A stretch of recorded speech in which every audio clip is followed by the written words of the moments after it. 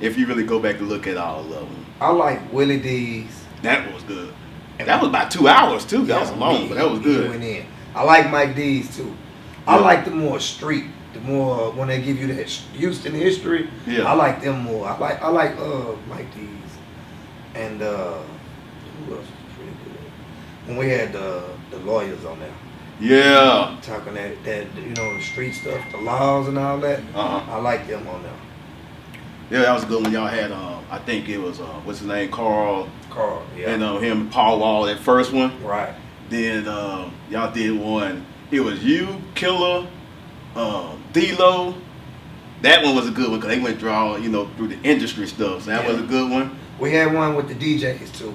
Yeah, a lot of the DJs. When Slim album came out and they did the review. He slept through the whole podcast. He slept through the whole podcast. But yeah, that was a good one too though. I like that one. I think my favorite one is when y'all had the pimp on there. What did we call him? I forgot what you, man. That shit was so funny. He took that name and ran with it too, boy. I was crying on that, man. We had to bring him back, man. Lady Heroin and yeah, that was a good one too. That was her. She was on there with him. Lady Heroin, I forgot his name. Was she on there with him? I thought it was a separate one when Lady Heroin was on there. Okay, he wasn't okay. He might have. But it was another chick that was on there with the pimp, and she was I forgot. You was telling her that she need to try pimping or something like, man, that shit was so damn funny. Yeah. Anytime y'all got ESG on there, though, that just be classic. Anytime he on anything, he just a pure comedian. Yeah. Man, how y'all come up with the podcast anyway? I mean, y'all just want to just try something different? Just try something. Slim had heard about him, and he was like, man, we need to get one. Let's do one. Just doing what we do. Yeah. So Sam, he put it together, figured it out, and we did the first one. We ain't know what we was doing. We ain't have no style, no format, no nothing. Our homeboy had just got out of jail, and we brought him on there for the first one. And we just talked and shit. Talked about how we met, what he had done, what he went to jail for, and shit. We just started going after that. I'm surprised you ain't in comedy. Man, I'm good with ranking on my partners, but I don't know about comedy. I think you're just naturally funny, not like writing jokes and stuff. I think you're just naturally funny, man. Yeah, man. To be around us is tough because we gonna rank on each other. Good times, bad times, some shit. It's a habit. You know what I'm saying? Oh, you can hear that through the podcast. Yeah, don't fuck up. Give it to Sam. Yeah. Oh yeah, give it to Sam, boy. Yeah. When you gonna release that movie, Sam? That movie gonna be ready, Sam? Gotta motivate him to get going. But Sam, he do a lot of good stuff. Yeah. Sam real talented, but sometimes he have a full plate and he can't really get out exactly what he can do. So that's what be holding him up a little bit. So as a team, you gotta put that pressure on him. Yeah. Yeah. So tell us about the house giveaway. The house giveaway basically, Hurricane Harvey came through, tore the city up. Right. So after that, we was having Slim's birthday weekend. Right. And we had a roast plan. So everybody, by the city being shut down, wasn't going out, everybody lost their stuff. We was like, man, we're gonna cancel the roast. Then we was like, you know what, man, we spent this money on this building, we ain't gonna reschedule. We're gonna go ahead and have this roast. If people buy tickets, they buy them. If not, we'll give them away. Everybody come and have a good time. And then we said, you know what, we'll just donate the proceeds of fixing up somebody's house that didn't have it. However much money we get, we'll donate that to our construction company fixing up the houses. So we did that. And then we had just met Justin, the lawyer from IJustGotHit.com, and he donated some to do that too. So later on, he was like, man, you know what?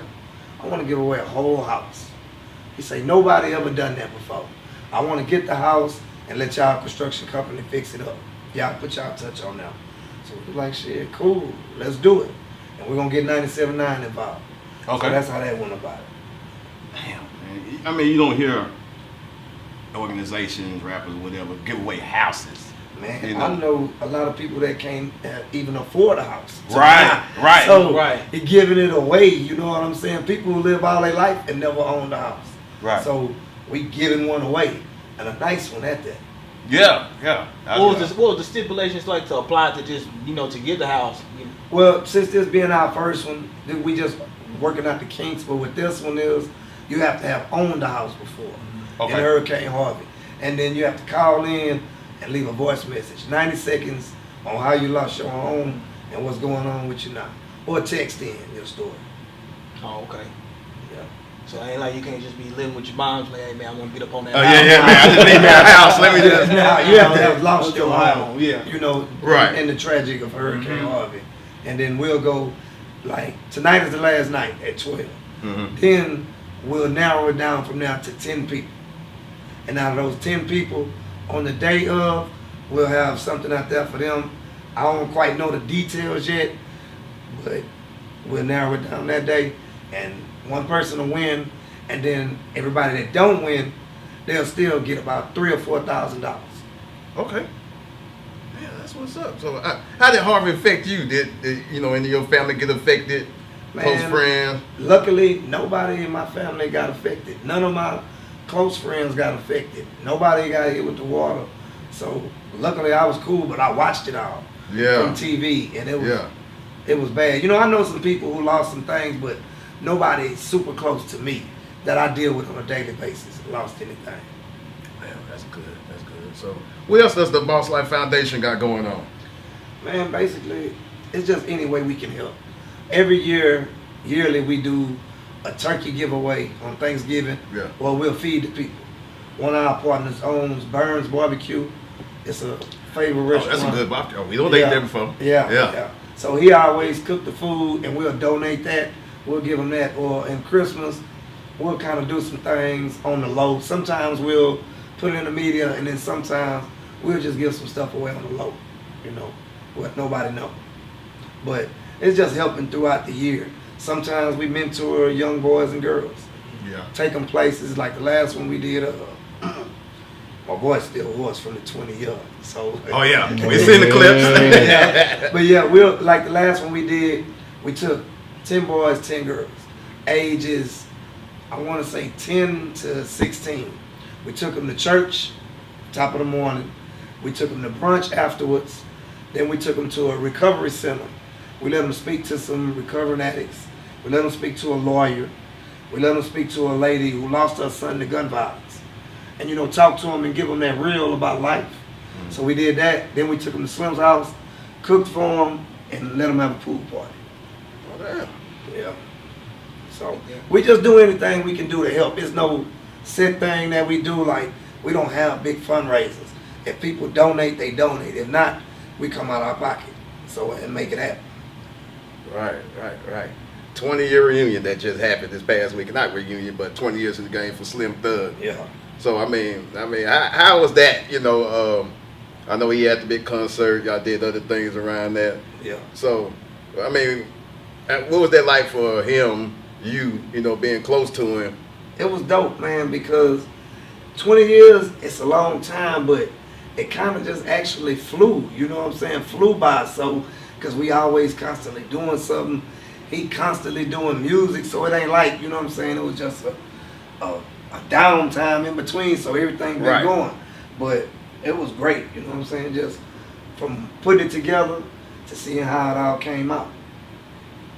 It was dope. Yeah, I saw your I don't know, I can't call it a motivational speech, but man, when y'all did the toast and everything. Yeah, it was just in that moment, you know what I'm saying? Just feeling good, seeing how the concert was, then just, you know what I'm saying, just knowing where we came from, and that's just kind of the stuff we live by, So shit, like I caught the Holy Ghost. So in the 20 years, like, how do y'all feel like y'all stayed successful and above the curve? Because within 20 years, the way that the rap game and just the way that we do things with social media, things that change. How y'all stay relevant, and keep on, doing things and moving the way y'all moving.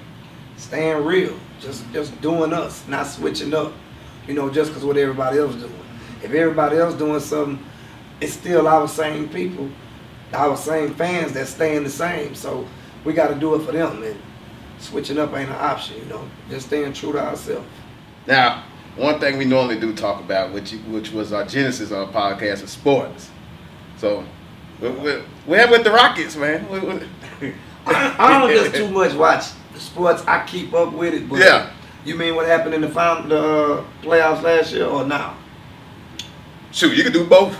I mean, the playoffs, I mean, we got far, you know what I'm saying? So Yeah. I can't knock them. It's just a few mistakes we made. We got to pick up on and rebuild. But overall, I'm proud of them. A lot of people didn't even make it to the playoffs, though.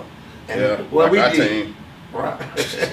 And I mean, to me, I believe if we had Chris Paul, he wouldn't have got hurt. We would have been playing. We'd have been in the finals. You know what?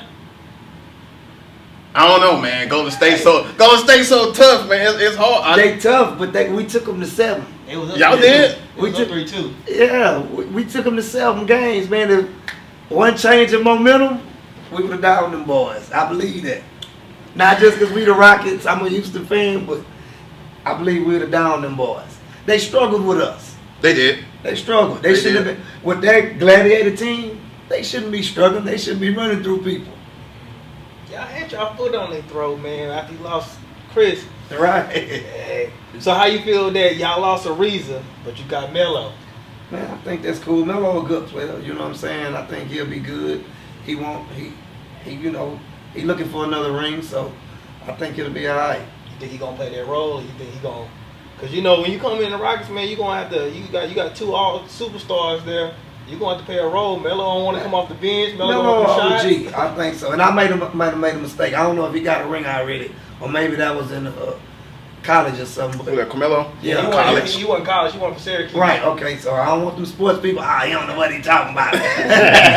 But yeah, I think Melo OG, man, and he pretty cool. So I think he'll be able to get along with the superstars on the team. Do you agree with ESG now that Lala's kind of out the way and not being seen with her breasts all over the screen? He can focus.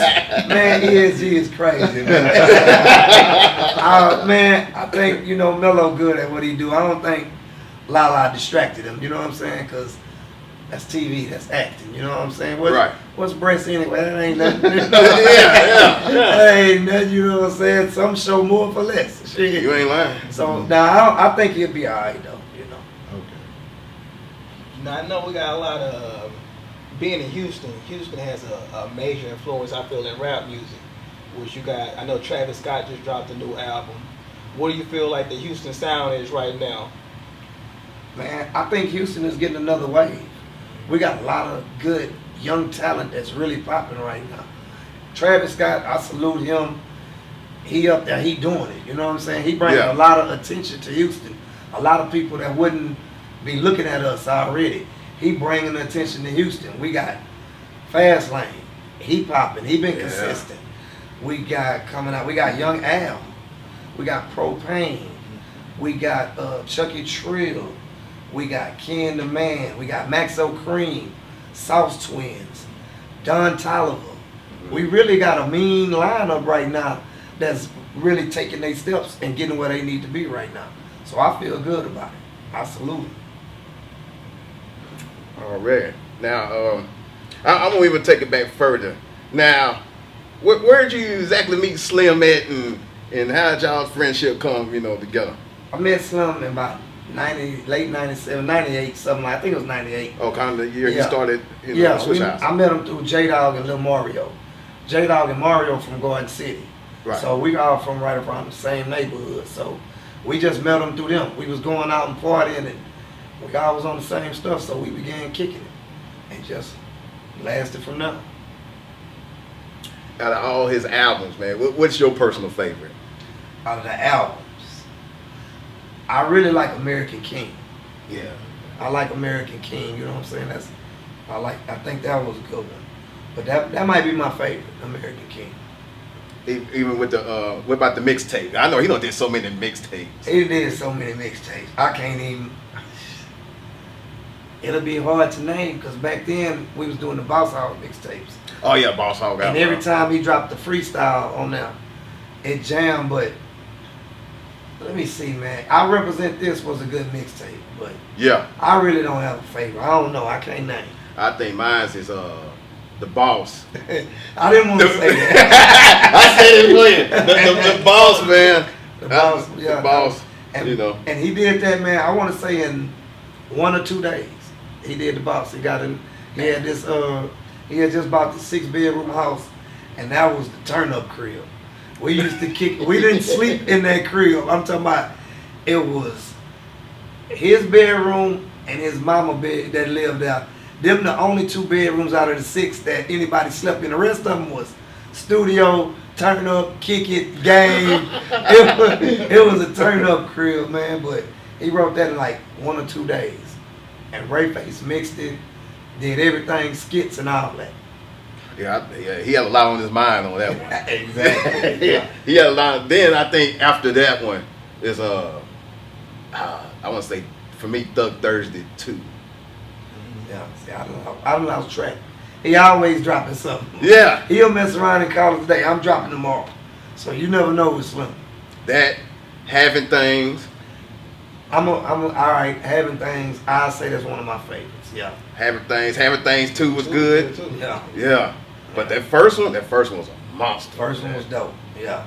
You can ask my brother. I think I had every last Slim Thug, Boss Hog Outlaws, everything. Yeah. Yeah. CD book full. That was a good time. Good era. Yeah, man, shoot, he got me through plenty deployments because we all used to be in the military. Oh, okay. I retired out the military. Okay, cool. So I remember one time the camp got infiltrated. I'm like, shit. So, we had to go take cover and all that stuff. And I had my Walkman. It was on anti-skip. And I was listening, I think Boss Hog Outlaws Freestyles 1 or 2. Yeah. So I'm like, shit, if I'm going to go down, and listen to this. Fuck it, man. I was letting that shit go. Man. So I was sitting there about to damn die. You ain't want to hear the enemy coming. You want to hear. Hell no, I don't want to hear no damn. I ain't got no damn gun. Shit. Yeah. What the hell? Hey, Superstar P going down swinging and banging. Hey, man. Swinging and banging. Hey, Texas stick together. So I'm going down. Hey, I'm going down and listen to the boss. That's real. Yeah, that dude. He is my favorite rapper, cause he's consistent. You know what you're gonna get when you get a Slim Thug album. Right. I'm not just saying it's because you hear it. Right. I mean, if you go back and listen to any of my interviews, I say the same thing. Yeah. So hell, we kind of had our career together because I just finished 20 years in the military. So. Okay, congratulations. Oh shit, man, that shit, hard goddamn work. I believe it. Yeah. You tell me, I know it. I ain't gonna go in too much on camera, but yeah. It's a lot of hard work, man. I mean, you've been doing this for 20 years with Slim. So I mean, what other projects that you got, personally going? Do you got other, things that? We do real estate, BossLife construction. I had some properties before we started. I do, my next thing I'm gonna start doing, I wanna start shooting some documentaries. Okay. Yeah, we just gonna take it a step farther. Gonna do our thing.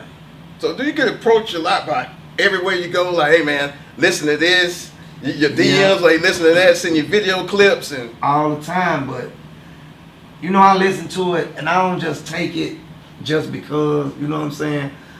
I kind of got to have my heart in it. If I don't believe in it, how I'm going to sell it to somebody else? Right. If I listen to it and I'm like, okay, I think this something, I think it's worth my time, I'll do it. You know what I'm saying? But I do get that all the time. So, but that's something we're going to kick up more this year. Well, somebody that did approach you and want to give you some new music or try to get them to check out, what's the best way they can do it? Because I know a lot of times people meet me at the gas station with a CD. Yeah. I don't even have a CD player in my car, so it's kind of hard, to let these dudes know, help me help you. So what's the best way you think you can for, artists that, want to sing some music, what's the best way to do so? Rico, BHO at Gmail. Just send me about 3 songs or 3 beats. Don't send me 40, you know what I'm saying? Send me your best 3. Don't make me have to choose. Right. Send me your best 2 or 3, you know what I'm saying? If I like it, or I usually pass it to my friends, let them hear it. If they want it, I'll hit you back and set something up. Yeah. I had to be going back and forth, but I was thinking about it when we was talking about the sports. NFL about to start up.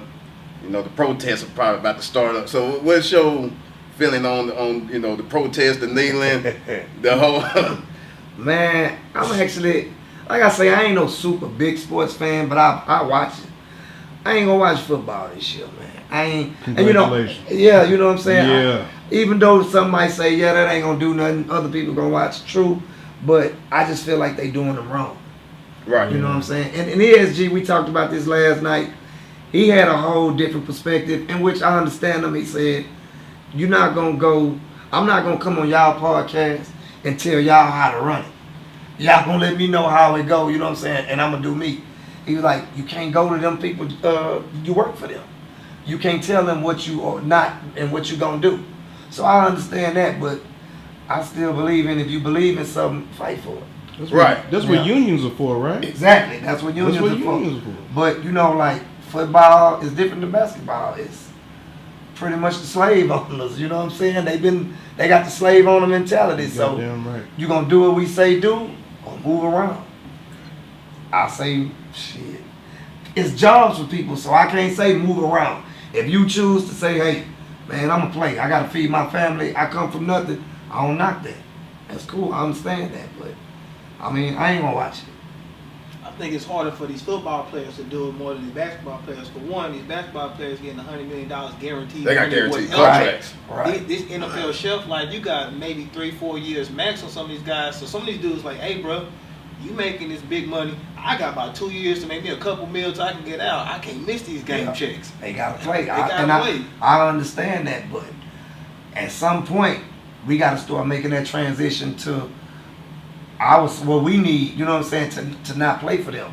If it's going to what HBCUs and we control most of the football population, our vote gotta count. So maybe somebody else, Oprah, Jay-Z, need to start a football league. It's time for change. It's time for change, you know what I'm saying? And we start our own stuff and support our own. And maybe, who knows, 5-10 years down the line, we'll have our own football league. Cause I understand that, you know, you work for them, you know, you work for a company, whatever, but man, when 70% of your employees, you know, have the same struggle and you're not trying to help with that struggle, then that becomes a problem. Right. And I believe if all of the superstars, all of the players, black players, it could be white, Mexican too, just say, hey, look, we're going to all boycott. We're not going to play. We're not going to play until they give us our rights. I think something will change then. Because they saying now, okay, Kaepernick, we don't need you. We got another quarterback to find. But if everybody stand up and say, hey, now we're going to boycott, I think it'll make a difference. Yeah, it'll make a difference. You got to hit people in their pocket. You gotta hit them in their pocket. You know, I think taking the knee is good, but once the national anthem get through playing, you're going to get back up and start playing. Right. So same thing. You don't play, people ain't going to come, revenues go down. Right. Then you see some change until you start hitting these owners in their pockets, man, they ain't going to listen. They don't care. They don't go through the same things we go through. Right. You know what I'm saying? So, I understand that, you know, they work for the owner or the owner owns the team and he can do what he wants to, but you just can't openly violate constitutional rights. Right. You know, right. you got a freedom of speech, well, I guess you got freedom of speech when it in your favor. Yeah. You know what I'm saying? But I guarantee you, if the players were taking the knee for the veterans not getting paid in health care, would nobody have a problem with it. It ain't the knee, it's what they doing it for. Yeah. And how you know, feel about it? By you that's being the in the, you know, in the army or whatever, military. It don't bother me because I deployed 11 times going to the desert, going to war. And that's what we went to war for people to have their freedom of speech and do what they want to with it. Man, they make the flag exclusive to the military, which ain't true. You pay taxes here, that's part of your flag too. And what you want to do with your piece of the flag, that's right. your business. Yeah. You know what I'm saying? So they want to put it on us. They ain't on us. Yeah. You know, everybody that protested said that it's not about the military, it's about the injustices that's being done to the, you know, to the innocent, unknown black men and women that's being killed by the hands of the police. Yeah. So I mean, would it be hard for me to kneel? I guess everything I've been through with the flag and seeing people buried with it, you know, probably. But I understand what it's about, and I 1,000% support that because that shit affects my community. Right. So no, man, don't bother me. You know, they try to paint it where if you really ask a lot of military people, it don't bother them. Yeah. Because they understand what it's about. I mean, the people that's got a problem with you ain't never been over there to that war. Right. You don't know what it's like to be over there 6 and 8 months in a year from your family, working 18 hours a day with no day off. Yeah. Man, that shit real. Right. You know, so they really understand that, man. Whatever. Right. But at the end of the day, man, it's all still money driven because before, for years, they didn't even have the athletes on the field or the military when it comes to the big flag. Paid patriots. Military paid for that. Paid for that, right? It's not free. The military the government is paying the NFL to show that. So let's not act like this is all patriotism because this all came down for money. For money. This is all money driven. Yeah. So if you was really patriotic, Do it for free. you wouldn't charge the government. Exactly. You know what I'm saying? That's patriotism. Right. Right. But So man, don't give me this. But Doughboy said before, they don't know, they don't care, or they don't show. Go on the hood. That's all it is. right. We're back on. All right, well, shoot, man. BossLife Rico. I tell you what, I do admire y'all movement. You know, the way y'all together, the way y'all do things, like as a family, the way you put on the events, the way you put on, you know, for your community. And we watch y'all from afar, and I try to pattern, you know, my people like after y'all, cause y'all got a brotherhood. Right. I saw when y'all did the pick, when y'all had the all white on, and I thought that was fly, man. Y'all do the BossLife ball, and you got the BossLife Foundation, and y'all do y'all's thing when y'all have fun, but then y'all get back to the community. Right. And so I want to give y'all a big salute on that, man. Appreciate it. We need more of that. Right. You got a lot of entertainers, rappers, they rap, they go to the strip club, blow all the money, and just keep it moving, and don't do anything for the community. Yeah, we appreciate it. You know, like I say, that's, you know, we just try to find out what helped and do it. Some people do it like just to show they doing it. Like this weekend we had a school supply drive. Uh-huh.